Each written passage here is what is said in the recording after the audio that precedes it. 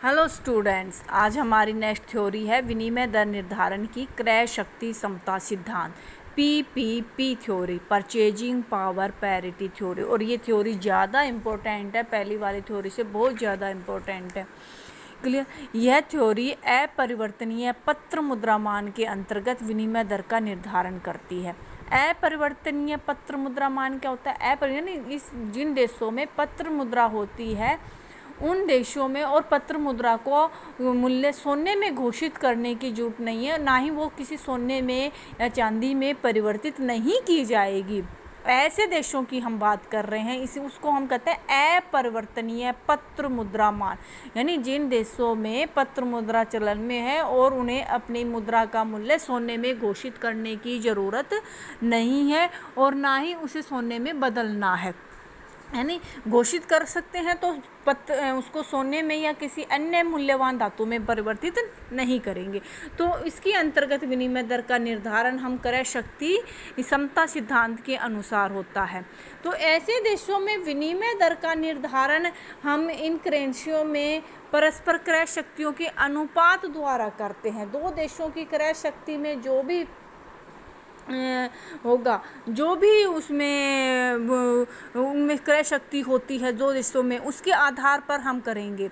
इसके बारे में सबसे पहले जॉन व्हीटल ने बताया था 1802 में, लेकिन इसका वास्तविक श्रेय करने का, इसे वैज्ञानिक रूप देने का जो श्रेय है वो जाता है गुस्ताव कैसल को जाता है। क्लियर। और यह थ्योरी गुस्ताव कैसल के नाम से ही जानी जाती है। गुस्ताव कैसल विनिमय दर निर्धारण का कौन सा सिद्धांत है? क्रय शक्ति समता सिद्धांत। इसने दो देशों में निहित क्रय शक्ति के आधार पर विनिमय दर का निर्धारण किया है। जैसे हमने एक उदाहरण लेकर आपको दिखा रखा है यहाँ पर कि मान लीजिए $1 25 रुपये के बराबर है। तो यानी कि इसका मतलब क्या है? $1 25 रुपये के बराबर, यानी $1 की विनिमय दर कितनी आ गई? 25 रुपये। ये कैसे हमने निर्धारित करी? हम कह रहे हैं कि अमेरिका में $1 के लिए $1 में हम गेहूं खरीद सकते हैं 1 क्विंटल, और भारत में वही गेहूं 25 रुपये में खरीदा जा सकता है। तो इस तरह से $1 की कीमत कितनी हो गई? 25 रुपये हो गई। क्लियर बच्चों। अब इस सिद्धांत की व्याख्या हम दो प्रकार से करेंगे। पहले किस आधार पर करेंगे? हम इसकी निरपेक्ष व्याख्या, और दूसरी हम करेंगे इसकी सापेक्ष व्याख्या करेंगे। क्लियर बच्चों। तो पहले हम इसकी करते हैं निरपेक्ष व्याख्या। निरपेक्ष व्याख्या क्या है? निरपेक्ष व्याख्या में हम करेंगे विनिमय दर का निर्धारण। किस तरह से विनिमय दर को हम निर्धारित करते हैं? क्लियर। तो इसके लिए हम एक एग्जाम्पल लेते हैं। तो देखिए, यानी क्रय शक्ति के आधार पर, एक देश की मुद्रा में निहित क्रय शक्ति के आधार पर हम विनिमय दर का निर्धारण करेंगे। क्रय शक्ति का मतलब उस मुद्रा से कितनी इकाइयाँ खरीद सकते हो, वो क्रय शक्ति कहलाती है। तो यहाँ देखिए उदाहरण में भारत में 1 क्विंटल गेहूं की कीमत मान लीजिए $1350 है, और अमेरिका में उसी 1 क्विंटल गेहूं की कीमत $30 है। तो भारत की क्या आ गई विनिमय दर? हमारी $1 45 रुपये आ गई, जिसके लिए हम ये फार्मूला यूज करेंगे। यानी 1350 बटा हुआ में 30, तो कितना आ जाएगा? 45 रुपये आ जाएगा। तो $1 की कीमत कितनी हो जाएगी? 45 रुपये हो जाएगी। उसके लिए हम क्या फार्मूला यूज करेंगे? अपना ये फार्मूला यूज करेंगे जो यहाँ दिखा रखा है। आर का मतलब क्या है? विनिमय दर, बराबर PB का मतलब अमेरिका, यानी दूसरे देश की क्रय शक्ति क्या है? प्राइस क्या है? जो भी वस्तु हम ले रहे हैं, तो क्रय कितनी थी? 30 रुपये थी, यानी $30 थी, सॉरी। और क्वांटिटी क्या थी? 1 क्विंटल लिया था। PA का मतलब घरेलू देश में उसकी कितनी मुद्रा ले रहे हैं हम, तो उसी की कितनी कीमत है? 1350 रुपये। और कितनी क्वांटिटी ले रहे हैं? 1। तो इस तरह से हमारे पास विनिमय दर आ गई $1 45 रुपये आ गई। यानी B देश की करेंसी की क्रय शक्ति बटा हुआ में ए देश की क्रय शक्ति। तो हमारे पास क्या आ जाती है, विनिमय दर का निर्धारण हो जाता है, जिसमें हमने इस एग्जाम्पल की सहायता से बताया था। तो 1350 बटे हुए में 30, तो हमारे पास कितनी आ गई, $1.45 आ गई है। क्लियर। अब मुद्रा का सापेक्ष माप, मुद्रा का सापेक्ष माप का हम प्रयोग करेंगे। विनिमय दर में परिवर्तन जब हो जाता है तो हम इसका माप कैसे करें, वो तो थी स्थिर विनिमय दर। अब हम बात कर रहे हैं जब कीमतों में बदलाव हो जाए, मान लीजिए जो गेहूँ 1350 रुपये का था वो 2000 का हो जाए, तो हम विनिमय दर का निर्धारण कैसे करेंगे, यानी कि कीमतों में परिवर्तन होने पर विनिमय दर में परिवर्तन का माप। क्लियर। वो हम किस में पढ़ेंगे, सापेक्ष माप के अंदर पढ़ेंगे। क्लियर ये बात। तो मान लीजिए हमने यहाँ पर एक उदाहरण देकर समझाया। मान लीजिए कि 1981 की बात कर रहे हैं हम। 1981 में भारत में $1 की कीमत कितनी थी, 10 रुपये के बराबर थी। क्लियर। यानी इसे हम क्या लिख सकते हैं, 1 रुपया बराबर कितना लिख सकते हैं, $0.10 लिख सकते हैं। क्लियर। उसी समय हमने दोनों देशों का कीमत सूचकांक उस 1981 को हमने आधार वर्ष मान लिया, और हमने उस समय दोनों देशों की कीमत का सूचकांक ले लिया 100।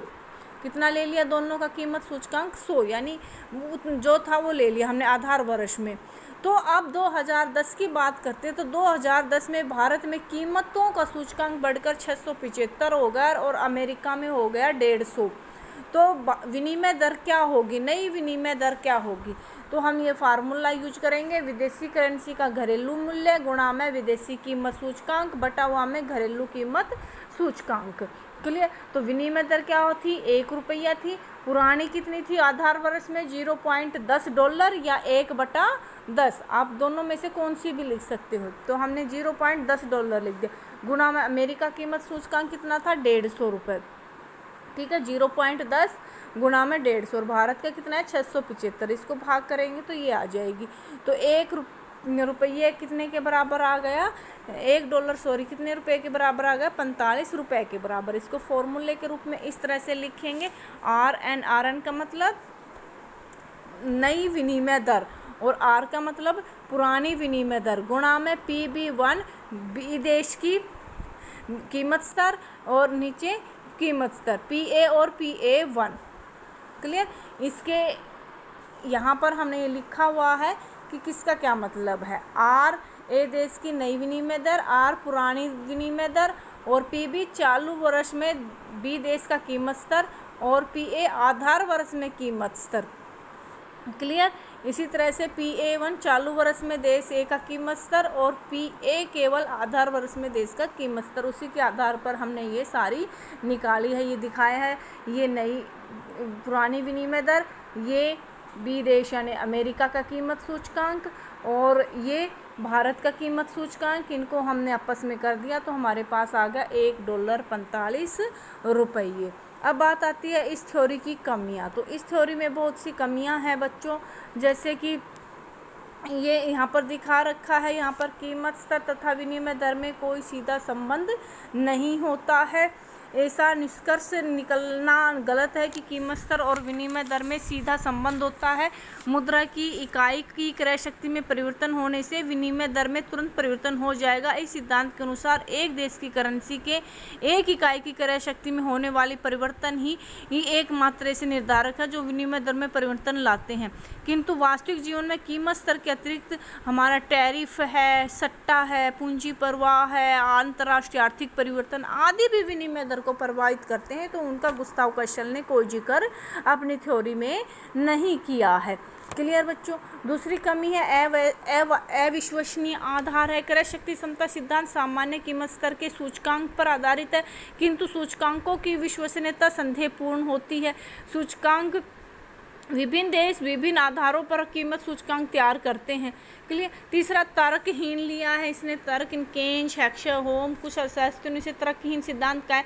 उनके विचार में यह सिद्धांत ऐसी वस्तुओं की कीमतों पर लागू होता है जो विदेशी व्यापार में सम्मिलित नहीं होती हैं।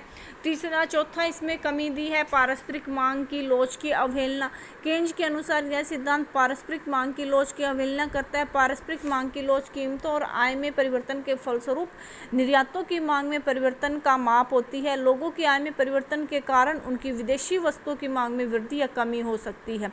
विदेशी वस्तुओं की मांग में वृद्धि से विनिमय दर में वृद्धि या कमी होती है, न कि किसी कीमत स्तर में परिवर्तन की वजह से।